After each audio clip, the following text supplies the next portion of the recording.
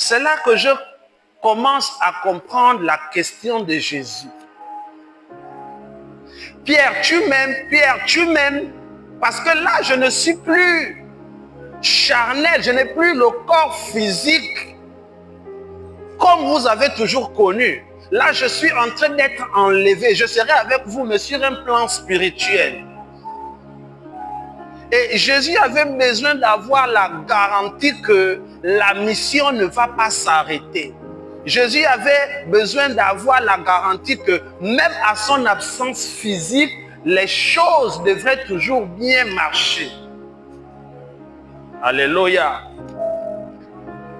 Alors, Jésus dit à Pierre alors que si tu m'aimes, pour moi, la preuve que je veux considérer que tu m'aimes, il faut paître mon troupeau.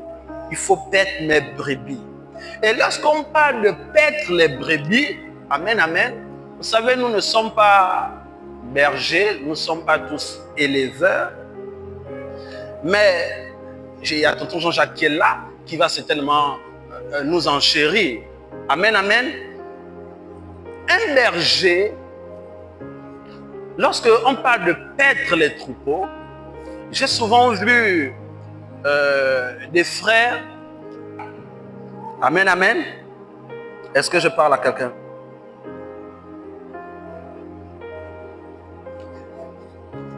Pierre, m'aimes-tu? Alors, qu'est-ce que moi j'ai compris lorsque j'ai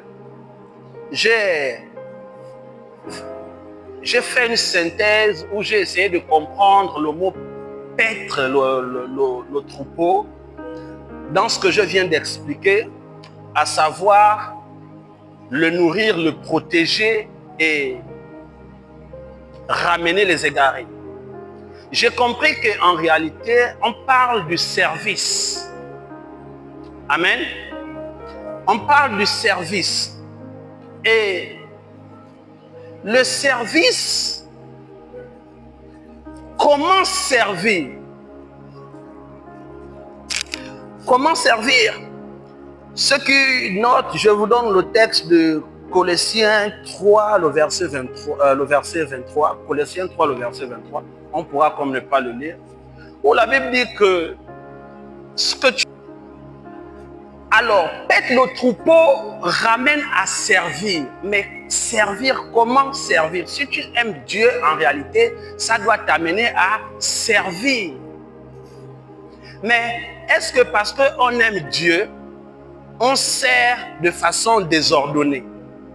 Alléluia. Est-ce que c'est parce qu'on aime Dieu qu'on se lève comme ça et on commence à faire ce qui nous vient par la tête? Non. Et lorsqu'on sert Dieu, alléluia, comme Dani disait là tout à l'heure, avant que je ne prenne le micro, il faut avoir une vision. Alléluia. Pour servir Dieu également, il faut avoir une vision. Et quand tu n'as pas de vision, il faut servir auprès de quelqu'un qui a déjà une vision. Alléluia. Est-ce que quelqu'un est en train de suivre où je vais? Ça veut dire que lorsque Jésus demande à Pierre s'il l'aime, quand Pierre répond à Jésus en disant « Oui Seigneur, je t'aime », Jésus attribue à Pierre une vision. Alléluia. Jésus donne à Pierre une vision, ce qu'il devrait faire et comment est-ce qu'il devrait le faire.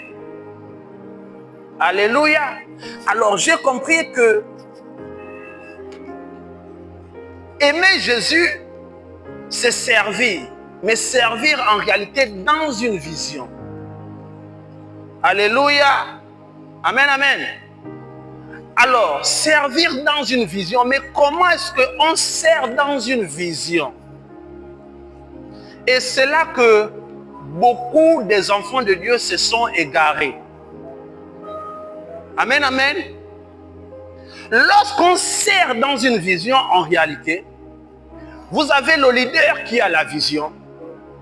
Et Lorsque vous vous rendez utile, parce qu'il faut d'abord se rendre utile, sinon disponible. Amen, amen. Parce que Dieu dit dans Ésaïe, qui enverrai-je? Qui enverrai-je? Ça veut dire que lorsque Dieu a une tâche à faire, Dieu ne choisit pas d'abord quelqu'un au hasard. Dieu cherche d'abord quelqu'un qui est disponible et volontaire pour faire la tâche. Alléluia. Et quand tu t'es rendu disponible et volontaire de servir au travers de la vision, au travers de quelqu'un qui a déjà reçu la vision,